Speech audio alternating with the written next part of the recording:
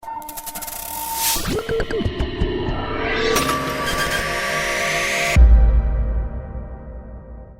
and welcome back to Digital Assets Daily. Good morning, good afternoon, or good evening, wherever you are in your corner of the world. The WEF representative praises cryptocurrencies after joining Ripple's swell. Blockchain and cryptocurrencies are tools that will change business models, says a representative of the World Economic Forum. Sheila Warren, an executive employee of the WEF, will hold a keynote at this year's Ripple Swell conference. And in an interview for the Voice of Woman, the head of blockchain data and digital assets of the WEF, Sheila Warren spoke about blockchain and cryptocurrencies. Warren predicts that these new technologies will be an intrinsic part of the world and society in the upcoming years. At this point, they will no longer have the media coverage they have today because they will be taken for granted, just like the internet. Thus, Warren predicted a change in the way business will be done. In a decade, major businesses will be supported by blockchain. Referring to Bitcoin and cryptocurrencies, Warren said she is optimistic.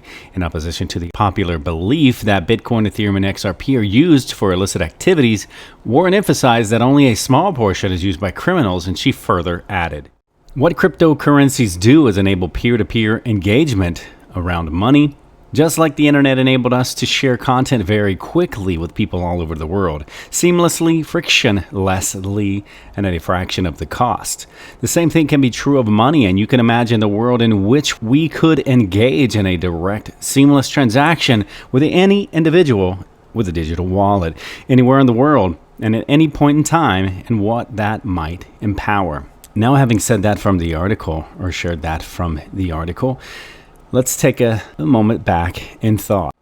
As she states, with any individual with a digital wallet anywhere in the world. And what is coming by January 1st, 2021? The bank's deadline for having digital wallets.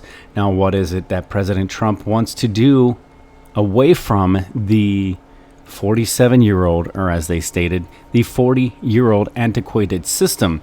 They wanted to make payments instantaneously, immediately, and directly. And what would do that would be the digital wallet. Now you see why the banks have the deadline of January 1st, 2021. Initially, it's a 12-month delay from when it should have initially began as of in 2020, as we shared from last year's content. And another thought in regards to this article as well, if you're thinking back to XRP, a lot of people are wondering why they don't discuss XRP. XRP by design is intended to be cross-border for enterprise, wholesale, institutional. It's not intended so much to be a peer-per-peer as in something like Stellar. So you're not going to hear that. And I think a lot of the reason they faded away from how they initially began as the world reserve currency, and on their website it said currency. Same with Stellar, it used to say currency. Now their website has changed for 2020, as in Ripple and Stellar both changed their website. Now they are focusing on becoming the cross-border transference, the bridge asset for all the different currencies. But remember, as we've shared in many videos directly from CEOs involved with Stellar, they're on a broader focus than what Ripple can do and what Ripple is focused on doing. And again, neither one of these, the reason I think specifically Stellar as labeled the invisible currency, but again, I think the reason why you don't hear a lot of discussion on Stellar and Ripple's XRP, because it isn't intended to directly connect to the public. It is meant to be the bridge asset behind the scenes. So I think that's why a lot of discussions as investors you hear in the community, why don't they say XRP? Why don't they say XLM, etc.? That's the reason why it's meant to be more behind the scenes and kind of move the currencies around the planet, not so much be something people would recognize or even know. As again, you know, you're the 1% of the people on the planet who are aware of what's happening now with the fourth industrial revolution. The other 98% of the planet has no idea what's about to hit them, and it's going to hit them very quickly. That's why it's a very exciting moment to be so early as an investor in this opportunity. But again, as the current people, when they go to their bank, say Chase or Bank of America, when they go in to send money to their friends and family around the world, they don't say, hey guys, can you mind using Swift? You know, or you're using Swift, do you mind switching to Ripple or Stellar, etc.? That's something they're not going to know about when they go in to make that transfer or wire that funds and currency across the planet. They just know that I'm going to Chase, I'm going to send money, or I'm going to Bank of America, or whoever your bank is of your local area and your country, just to make a point.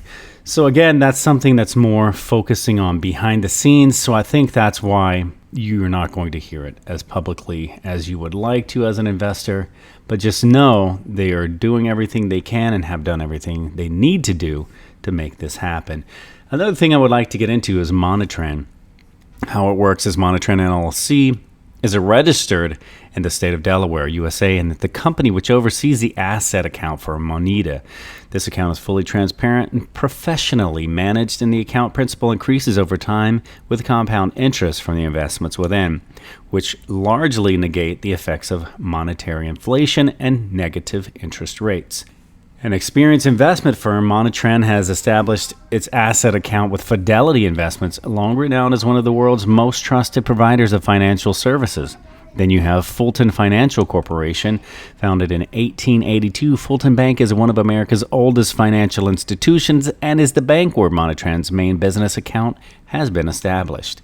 The Moneda token has been created with specific goals in mind, and it has been developed on the Stellar network, and as a Stellar token receives all the benefits that this dynamic, innovative platform provides. Stellar will enable swift, secure, scalable, and inexpensive transfers of funds, while the unique asset management paradigm devised by Monetran is expected to give the token instant and increasing value.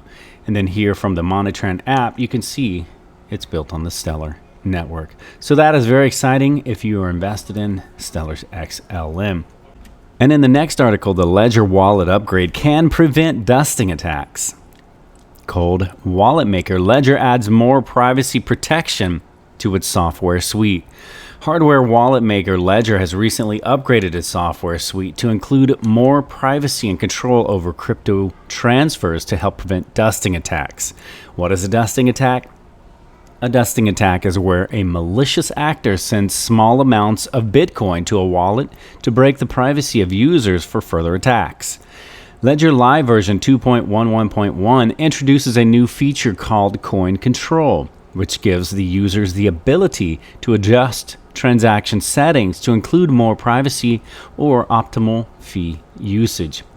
The announcement added that the feature works through its ability to manage hierarchical deterministic HD wallets or multiple different Bitcoin addresses. Now users can select the addresses they want to use for transactions using coin control instead of the previous default's first in, first out FIFO method of automatically using the oldest address. This matters because it prevents third parties tracking those transactions through tiny amounts of BTC called dust, which are worth less than the transaction fees. This dust can be used to trace the identity of the owner through analysis, since these tiny unspent transaction outputs, UTXOs, can accumulate. A large-scale dusting attack was carried out on Litecoin users in August of 2019. Ledger stated that with coin control, users can simply choose to not use this tiny UTXO adding. As such, they cannot track any movements. In short, it can be a game changer when it comes to your privacy.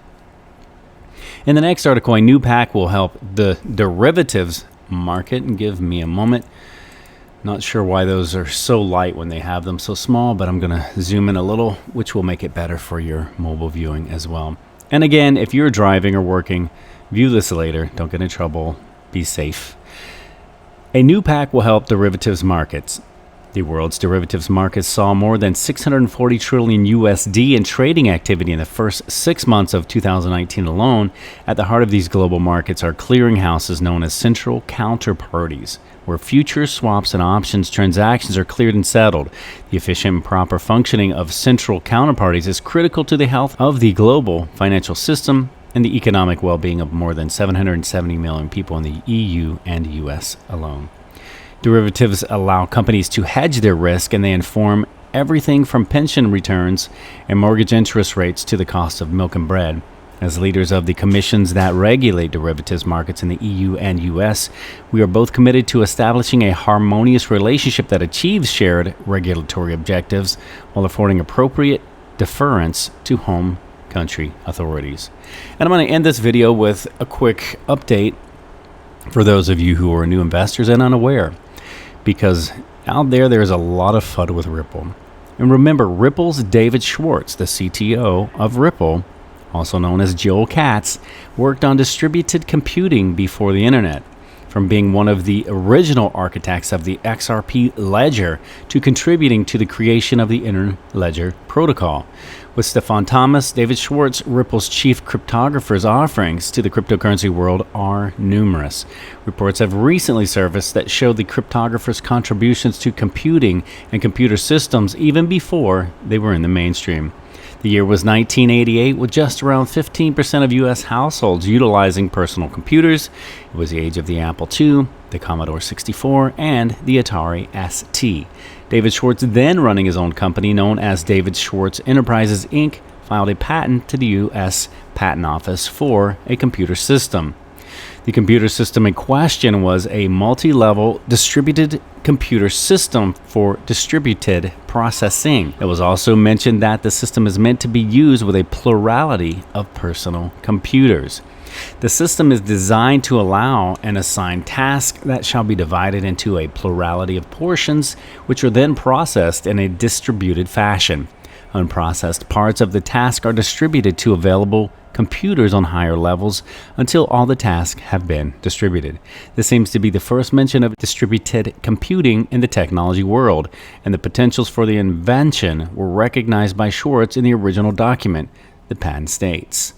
And again, guys, the links to every article that we discuss on this channel will be available in the description below. So again, I think for those of you who are new, relax. You've done the right thing. You're early. You're invested. You've got great assets, and the FUD will fade away. But before each time it begins to take off, there will always be FUD to frighten the new investor and the weak hands. So once they've left their investment, the price begins to rise, so they can't get back in with the same amount of shares as they previously had before. I'm going to leave you with a final thought. Always ask yourself if what you're doing today is getting you closer to where you want to be tomorrow. And again, guys, remember, this is not financial advice. It is for entertainment purposes only. Much love to each and every one of you, and we will catch you in the next one.